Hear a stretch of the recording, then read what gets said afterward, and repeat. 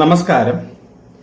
ഇന്ന് ഞാൻ പറയാൻ ഉദ്ദേശിക്കുന്ന വിഷയം യഥാർത്ഥത്തിൽ ഈ കുണ്ടലിനി ശക്തി എന്താണ്, ഇത് എങ്ങനെയാണ് നമ്മുടെ ആത്മീയ വളർച്ചയിൽ സഹായിക്കുന്നത്. ഞാനിപ്പോൾ ഈ പറയുന്ന കാര്യങ്ങൾ ഞാൻ ദൈവത്തോട് ചോദിച്ചപ്പോൾ എനിക്ക് കിട്ടിയ ഉത്തരങ്ങളാണ് നിങ്ങൾക്ക് ഞാനിപ്പോൾ ഷെയർ ചെയ്യുന്നത്. ഞാൻ ഈ ദൈവം എന്ന് പറയുന്നത് ഇപ്പം എൻ്റെ മെസ്സേജൊക്കെ ആദ്യമായിട്ട് കേൾക്കുന്നവരാണെങ്കിൽ മനസ്സിലാക്കണം, ഈ പ്രകൃതി തന്നെയാണ്. അതിന് പ്രത്യേകിച്ച് രൂപമോ ജാതിയോ മതമോ അങ്ങനെയൊന്നുമില്ല. ഈ പ്രകൃതിയെ, അതായത് നമ്മൾ ഭൂമി മുതലുള്ള സകലമാന ഗാലക്സികളും എല്ലാം സൃഷ്ടിച്ച് പരിപാലിക്കുന്ന ഒരു അദൃശ്യമായ ഒരു മനസ്സ്, ഇതിനെയൊക്കെ നിയന്ത്രിക്കുന്ന ഒരു മനസ്സ്. ആ മനസ്സ് എനിക്ക് തന്ന മറുപടിയാണ്. ഇതെങ്ങനെ മറുപടി തരുന്നു എന്ന് വെച്ചാൽ, എന്റെ ഉള്ളിലൂടെ, എന്റെ മനസ്സിലൂടെയാണ്, അല്ലെ എന്റെ ആത്മാവിലൂടെയാണ് എന്നോട് ഈ കാര്യങ്ങളൊക്കെ പറയുന്നത്. കാരണം പലരും ചോദിക്കുന്നുണ്ട്, ദൈവം നമ്മളോട് സംസാരിക്കുന്നില്ല, എന്നോട് ദൈവം സംസാരിക്കുന്നില്ല എന്നൊക്കെ പലരും പറയുന്നുണ്ട്. അത് എങ്ങനെയാണ്, എന്താണെന്നൊക്കെ ഉള്ള മെസ്സേജുകളുണ്ട്, അതൊക്കെ ഒന്ന് കേട്ടു നോക്കുക.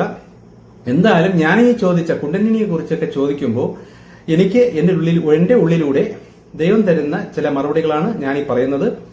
ഇത് ചിലപ്പോ ആരെങ്കിലുമൊക്കെ ഇങ്ങനെ പറഞ്ഞിട്ടുണ്ടായിരിക്കാം, എനിക്ക് അറിഞ്ഞുകൂടാ. പക്ഷെ എനിക്ക് കിട്ടിയ കാര്യങ്ങൾ ഞാൻ നിങ്ങൾക്ക് പറഞ്ഞു തരുന്നു.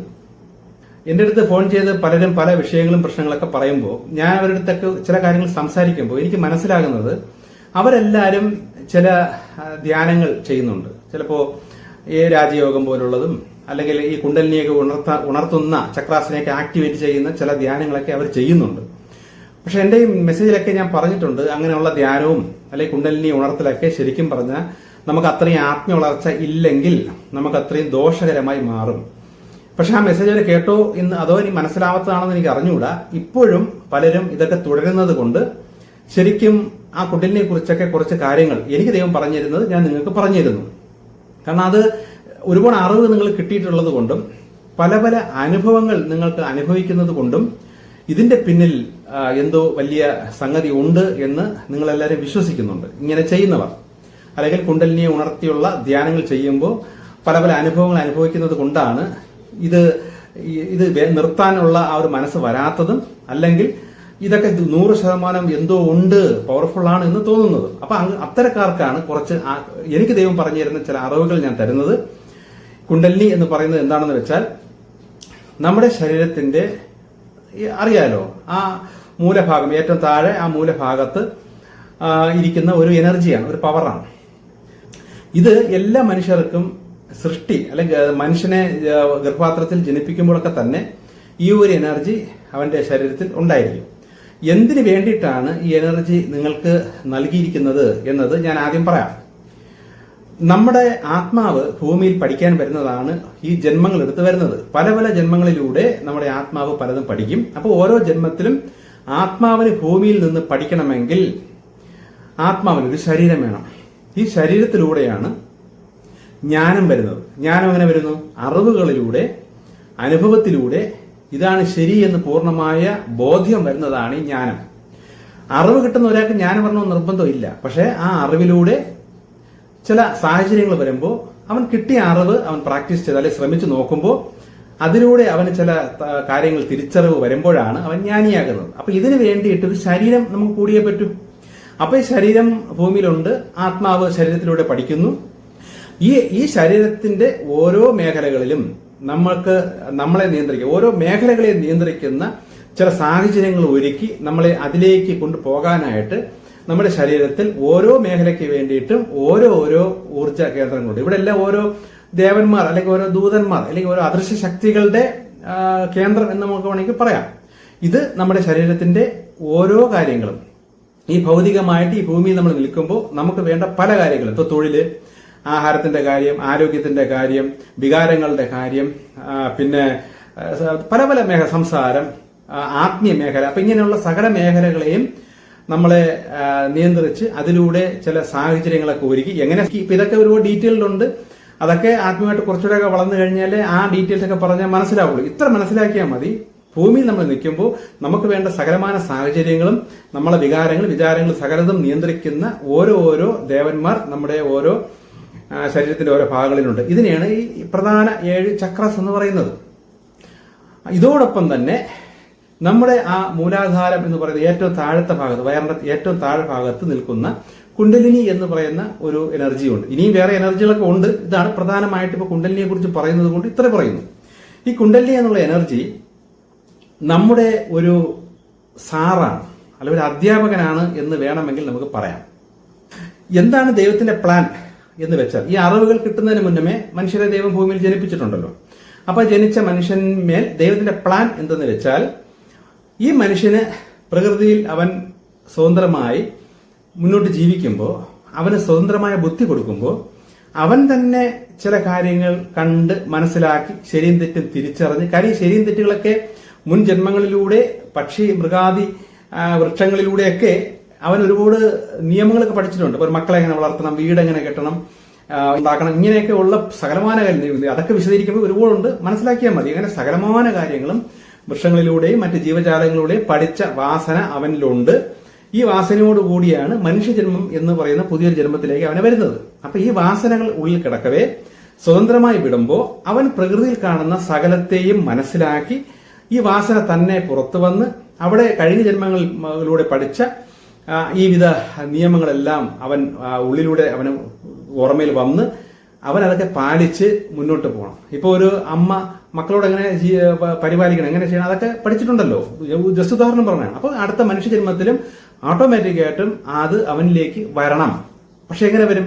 ജീവജാലങ്ങളിലാണെങ്കിൽ ജനിക്കുമ്പോൾ തന്നെ വന്നിരിക്കും. ഉദാഹരണത്തിന് ഒരു മുട്ടയിൽ നിന്ന് ഒരു പാമ്പ് പുറത്തു വരുമ്പോൾ തന്നെ അതിന്റെ ആഹാരം എന്താണെന്ന് തിരിച്ചറിഞ്ഞ് അപ്പോഴെ തന്നെ അവൻ തവളെ പിടിച്ച് തിന്നാൻ തുടങ്ങും. ആ പാമ്പ് കുഞ്ഞി പാമ്പാണെങ്കിൽ തവളെ കണ്ട ചാടി പിടിക്കും. പക്ഷെ അത് മൃഗങ്ങൾക്ക് അങ്ങനെ ഒരു സ്വതന്ത്ര ബുദ്ധി ഇല്ല, പഠിപ്പിച്ച് വെച്ചിട്ടുണ്ട്. ആ ഒരു സിം കാർഡിൽ അല്ലെങ്കിൽ ആ ഒരു ഹാർഡ് ഡിസ്കിൽ ഇങ്ങനെയാണെന്ന് പറഞ്ഞ് പഠിപ്പിച്ചാണ് വെച്ചിരിക്കുന്നത്. മനുഷ്യന് അവന്റെ തലച്ചോറിൽ അങ്ങനെ ഒരു സാധനം ഇല്ല, ഫുൾ ബ്ലാങ്ക് ആണ്. പക്ഷെ ആത്മാവിലൂടെ കഴിഞ്ഞ ജന്മങ്ങളിലൂടെ പഠിച്ചതൊക്കെ തലച്ചോറിൽ ഫീഡ് ചെയ്ത് വേണം ഓരോന്ന് അവൻ പുതിയതായി സ്വതന്ത്രമായി ചെയ്തു വരാൻ. അപ്പൊ അങ്ങനെ ചെയ്ത് അവൻ മുന്നോട്ട് വരുമ്പോൾ അപ്പൊ ദൈവം തന്നെ അവന്റെ ഉള്ളിലൂടെ അല്ലെങ്കിൽ അവന്റെ ആത്മാവിലൂടെ പല ശരിയും തെറ്റുകളും, ഇത് ശരി അത് തെറ്റ് എന്ന ബോധം കൊടുത്ത് പതുക്കെ അവനെ ശരിയിലേക്ക് കൊണ്ടുവരും. പക്ഷെ ഇങ്ങനെ കൊണ്ടുവരുമ്പോൾ അവനെ പരീക്ഷിക്കാനായിട്ടും ആ ദൈവം പ്ലാൻ ചെയ്തിരിക്കുന്ന വ്യവസ്ഥയിൽ നിന്ന് അവനെ തെറ്റിപ്പിച്ച് കൊണ്ടുവരാനായിട്ട് ഒരു നെഗറ്റീവ് ശക്തി കൂടി ഈ ഭൂമിയിൽ പ്രപഞ്ചത്തിലുണ്ട്, അല്ലെങ്കിൽ ഭൂമിയിലുണ്ട്. അപ്പൊ ഈ നെഗറ്റീവ് ശക്തി ഈ മനുഷ്യനെ ദൈവം വെച്ചിരിക്കുന്ന അല്ലെ അവൻ ചിന്തിച്ച് എടുക്കുന്ന ശരിയിൽ നിന്നും അവനെ കൺഫ്യൂസ് ചെയ്യിപ്പിച്ച് തെറ്റിലേക്ക് കൊണ്ടുപോയി ആ മനുഷ്യൻ എങ്ങനെ വരണം, എങ്ങനെ എത്തണം എന്ന രീതിയിൽ എത്താതെ അവനെ തെറ്റായ രീതിയിൽ കൊണ്ടുപോകുന്ന ഈ നെഗറ്റീവ് ശക്തികൾ ചെയ്യും, അല്ലെങ്കിൽ നെഗറ്റീവ് പ്രധാന ശക്തി ചെയ്യും. ഇതും അവനിൽ തന്നെ ഉണ്ടൊരു നെഗറ്റീവ് ശക്തി, ഇത് ചെയ്യും. ഈ നെഗറ്റീവ് ശക്തി പലതും നമ്മളിലുണ്ട്. അതിൽ ഒരു പ്രധാന സാധനമാണ് നമ്മളിലുള്ള ഈ കുണ്ടലിനി എന്ന് പറയുന്ന ആ ഒരു ശക്തി. എന്തുകൊണ്ട് അതിനെ നെഗറ്റീവ് എന്ന് പറയുന്നത് വെച്ചാൽ പിശാച് എന്നല്ല ഞാൻ ഉദ്ദേശിക്കുന്നത്, ഒരു നെഗറ്റീവ് ശക്തി. അതായത് നെഞ്ചിന്റെ മുകൾ ഭാഗം പോസിറ്റീവും, അതായത് ആത്മീയവും, നെഞ്ചിൻ മുതൽ താഴോട്ട് ഭാഗങ്ങൾ ഭൗതികവും എന്നാണ് പറയുന്നത്. അപ്പൊ ഈ ഭൗതികം എപ്പോഴും നെഗറ്റീവും ആത്മീയം എപ്പോഴും പോസിറ്റീവാണ്. ഇതാണ് പ്രകൃതിയുടെ വ്യവസ്ഥ. അപ്പം മൂലാധാരത്തിൽ നിൽക്കുന്നത് വയറിന്റെ ഏറ്റവും താഴെയായതുകൊണ്ട് ഏറ്റവും താഴെ ഭാഗത്ത് ഏറ്റവും നെഗറ്റീവ് മനുഷ്യ ശരീരത്തിൽ നെഗറ്റീവ് വശമായിട്ട് പറയുന്നേ ഉള്ളൂ. മനുഷ്യൻ അവൻ ധർമ്മം പാലിച്ച് മുന്നോട്ട് പോകുമ്പോൾ അവനെ അത് പാലിക്കാൻ തടസ്സപ്പെടുത്തുന്ന അല്ലെങ്കിൽ പാലിക്കാതെ പരീക്ഷിക്കുന്ന ഒരു ശക്തി അവനിൽ തന്നെ ഉണ്ട്. അതാണ് ഈ നെഗറ്റീവ് ശക്തി എന്ന് പറയുന്നത്. ഈ ഒരു ശക്തി അവനെ എപ്പോഴും ഭൗതികത്തിലോട്ട് തന്നെ അട്രാക്ട് ചെയ്യിപ്പിച്ച് ഈ ആത്മീയ ലെവലിലോട്ട്, അതായത് അവൻ ജയിച്ച് അവന്റെ ആത്മാവ് പവർഫുള്ളായി, ശരിക്കും പറഞ്ഞാൽ അവൻ ആ തലയുടെ മുകളിലിരിക്കുന്ന ആ സഹസ്രാരം എന്ന് പറയുന്ന ആ ഒരു ഊർജ കേന്ദ്രം വരെ പവർഫുൾ ആക്കിയിട്ട് വേണം അവൻ ദൈവത്തിലോട്ട് എത്താൻ. കാര്യം അവിടം പവർഫുള്ളായി കഴിയുമ്പോഴാണ് ശരിക്കും അവൻ പൂർണ്ണ ആത്മീയനായി മാറുന്നത്. അപ്പം ആ ഏറ്റവും താഴത്തെ ചക്ര മുതൽ മുകളിലോട്ടുള്ള സകലമാന ചക്രാസും അവൻ ആക്റ്റീവാക്കി പവർഫുള്ളാക്കിയാണ് ഏറ്റവും മുകളിലത്തെ ചക്രാസും പവർഫുള്ളായി അവൻ പൂർണ്ണ ആത്മീയനായി പോകുന്നത്. പക്ഷെ പവർഫുൾ ആവുന്നതനുസരിച്ച് ഈ നമ്മുടെ ഓരോ കർമ്മ മേഖലകളോ അല്ലെ വിചാരങ്ങളോ മേഖലകളോ ഭൗതിക മേഖലകളോ എല്ലാം നിയന്ത്രിക്കുന്ന ഈ ശക്തികളിലൂടെ അവനെ തെറ്റിക്കാനായിട്ട് ഈ കുണ്ടലിനിയും ശ്രമിക്കും. ഈ കുണ്ടലിനി എന്ന് പറയുന്നത് ശരിക്കും പറഞ്ഞാൽ നമ്മളൊരു ഇപ്പൊ ഉദാഹരണത്തിന് വടംവലി വലിക്കുകയാണ്. അപ്പം ഒരു എതിർഭാഗത്ത് ഒരാൾ അങ്ങോട്ട് വലിക്കുകയും നമ്മൾ ഇവിടുന്ന് ഇങ്ങോട്ട് വലിക്കുകയും ചെയ്ത് ആ എതിർഭാഗത്ത് നിന്ന് അങ്ങോട്ട് വലിക്കുന്ന ആളിനെ കാട്ടിലും പവർഫുള്ളായി നമ്മൾ തിരിച്ചിങ്ങോട്ട് വലിച്ച് അയാളെ തോപ്പിക്കുമ്പോഴാണ് നമ്മൾ വടംവലിയിൽ ജയിക്കുന്നത്. ഇതേപോലെ ഒരു വടംവലിയാണ് ശരിക്കും നമ്മളും അല്ലെങ്കിൽ നമ്മുടെ ആത്മാവ് അല്ലെങ്കിൽ നമ്മുടെ മനസ്സും ഈ കുണ്ടലിനി ശക്തിയുമായിട്ട് നടക്കുന്നത് ഒരു വടംവലിയാണ്. ഈ വടംവലിയിൽ നമ്മൾ ജയിക്കണം. ഇനി ഇത് എന്താണ് എങ്ങനെയാണെന്നും കൂടെ വിശദീകരിക്കാം. ഞാൻ ഈ പറയുന്ന കാര്യങ്ങൾ നിങ്ങൾ ഒന്നും കൂടെ വിശദീകരിച്ച് കേട്ടാലേ അത് പിടികിട്ടുള്ളൂ. അതുകൊണ്ടാണ് ഞാൻ കഴിഞ്ഞ മെസ്സേജിൽ ചില കാര്യങ്ങൾ കേൾക്കുമ്പോൾ നിങ്ങൾ ഉറങ്ങിപ്പോകുന്നു, ബ്ലാങ്കായി പോകുന്നു എന്നൊക്കെ പറയുന്നത്. ഇത് നല്ല ബ്ലാങ്കായി പോകാൻ സാധ്യതയുള്ള കാര്യമാണ്. കാരണം ഈ ഒരു കാര്യം വെച്ചാണ് പലരും ഇവിടെ യോഗയും അല്ലെ ഇതിലൂടെയൊക്കെ തെറ്റി പോകുന്നത്. അപ്പൊ ഈ വിധ അറിവും കാര്യങ്ങളെല്ലാം മനസ്സിലാക്കിയിട്ട് വേണം നിങ്ങൾ ഇത് വേണോ വേണ്ടോ തീരുമാനിക്കാൻ. ശരിക്കും ദൈവത്തിന്റെ വ്യവസ്ഥ പ്രകാരം അതിനെ ആർട്ടിഫിഷ്യലായിട്ട് ഈ ഊർജം, അത് ഉറങ്ങിക്കിടക്കുന്ന ആ ഒരു പവറിനെ അതിഭയങ്കരമായ ശക്തിയിൽ എത്രയും പെട്ടെന്ന് ഫോഴ്സ് ചെയ്ത് മുകളിലേക്ക് കയറ്റി സഹസ്രാരം വരെ കൊണ്ടെത്തിക്കേണ്ട ആവശ്യം അവിടെ വരുന്നില്ല. അങ്ങനെ ഒരു വ്യവസ്ഥ ദൈവം വെച്ചിട്ടില്ല. ഇതെങ്ങനെയാണ് മുകളിലേക്ക് കയറുന്നതെന്ന് ഞാൻ ഇപ്പൊ പറഞ്ഞുതരാം. നമ്മൾ തനി ജഡീകനായ തനി ഭൗതികമായി നിൽക്കുന്ന ഒരു വ്യക്തി, അവൻ തനി ഭൗതികനായി ഒരു ആത്മീയവുമില്ല, ആത്മാവില്ല, ദൈവമില്ല ഇങ്ങനെയൊക്കെ പറഞ്ഞു നടക്കുന്ന കാലത്തോളം ഈ കുണ്ടലിനി ശക്തി അവന്റെ ആ മൂലാധാരം എന്ന് പറയുന്ന ഏറ്റവും താഴത്തെ അവിടെ മിണ്ടാതിരിക്കും. ബാക്കി ഭാഗങ്ങളെല്ലാം ദൈവം ജനിപ്പിക്കുമ്പോഴേ ഒരു അടിസ്ഥാന എനർജിയിൽ ആണ് ബാക്കി ചക്രാസകളെല്ലാം വെച്ചിരിക്കുന്നത്. അതിനൊരു ജനിക്കുമ്പോഴൊരു എല്ലാവർക്കും വെച്ചിരിക്കുന്ന ഒരു അവസ്ഥ, ഒരു ഇതുണ്ട്, ഒരു അളവുണ്ട്. ഈ അളവ് വെച്ചാണ് ആ ഭൂമി ജീവിക്കുന്നത്. അവനപ്പുറത്തോട്ട് ആത്മീയ വളർച്ചയോ ദൈവികമായ ഭക്തി അങ്ങനെയുള്ള വലിയ കാര്യങ്ങളൊന്നും വർക്ക് ചെയ്യുന്നില്ല, അങ്ങനെയൊന്നുമില്ല. ഇത് എപ്പോഴാണോ നമ്മളെ ആത്മാവ് പവർഫുള്ളായി അല്ലെങ്കിൽ ഒന്ന് അനക്കം വെച്ച് ഒന്ന് ജീവൻ വെച്ച് ആത്മീയമായി നമ്മൾ എപ്പോഴാണോ അനങ്ങി തുടങ്ങുന്നത് ആ സമയം മുതൽ കുണ്ടലിനിയും അവിടെ അനങ്ങി തുടങ്ങും. അപ്പോൾ കുണ്ടലിനി എന്നുള്ള പവർ കുറച്ചേ അപ്പോൾ അനങ്ങുള്ളൂ, കുറച്ചേ പവറെ മുകളിലോട്ട് കയറുള്ളൂ. ആ പവർ ആദ്യം താഴത്തെ ചക്ര, ഞാൻ ഈ ചക്രാസിനെ കുറിച്ച് പറയുമ്പോൾ ഓരോ ചക്രാസിന്റെയും പ്രവൃത്തി മേഖലകളും കാര്യങ്ങളെല്ലാം നിങ്ങൾ ഗൂഗിളിലോ എവിടെയെങ്കിലും നോക്കി മനസ്സിലാക്കി വെച്ചോളണം. ഞാനത് ഒന്ന് രണ്ട് ഉദാഹരണങ്ങളിലൂടെ അത് പറയുകയുള്ളൂ. എല്ലാ ചക്രാസും ചെയ്യുന്ന ഓരോ മേഖലകളിലും എവിടെയൊക്കെയാണ് എങ്ങനെയൊക്കെയാണ് തെറ്റിപ്പോകുന്നതെന്ന് ഡീറ്റെയിൽ ആയിട്ട് ഞാൻ പറയൂല, ഒന്ന് രണ്ട് ഉദാഹരണം വെച്ച് പറയും. ബാക്കി നിങ്ങൾ തന്നെ സെർച്ച് ചെയ്തിട്ട് ഓരോ ചക്രാസും എന്തൊക്കെ മേഖലകളാണ് നമ്മളെ നിയന്ത്രിക്കുന്നത് നോക്കിയിട്ട് ബാക്കി നിങ്ങൾ മനസ്സിലാക്കിയെടുക്കുക. അപ്പൊ ഞാൻ പറയാം, അങ്ങനെ ഈ ആത്മീയമായി നമ്മൾ ആത്മാവുമായിട്ട് ബന്ധപ്പെട്ട് നമ്മൾ കുറച്ചൊന്ന് അനക്കം വെച്ച് തുടങ്ങുമ്പോൾ, കുറച്ചൊന്ന് നീതി ന്യായത്തോടെ നമ്മൾ ജീവിച്ചു തുടങ്ങുമ്പോൾ, കുറച്ച് ധർമ്മങ്ങൾ പാലിച്ചു തുടങ്ങുമ്പോൾ, കുറച്ച് നീതി ന്യായവും നമ്മളിലേക്ക് വന്ന് നമ്മൾ അത് പാലിക്കാനായിട്ട് തുടങ്ങി വരുമ്പോൾ ഈ ഈ കുണ്ടലിനി എന്ന് പറഞ്ഞ ശക്തി അവിടെ നിന്ന് പവർഫുൾ ആയിട്ട് ആദ്യം ആ മൂലാധാരം എന്ന് പറയുന്ന ആ ഭാഗത്തുള്ള ദൂതനെ അതായത് ദേവനെ കൺഫ്യൂസ് ചെയ്യിപ്പിച്ച് തെറ്റായ മെസ്സേജുകൾ നമ്മളെ മനസ്സിൽ തന്നുകൊണ്ട് നമ്മളെ മാനസികമായിട്ട് അവിടെ ഒരു വടംവലി ആരംഭിക്കും. ഈ വടംവലിയിൽ നമ്മൾ ജയിക്കണം. എങ്ങനെ ജയിക്കും?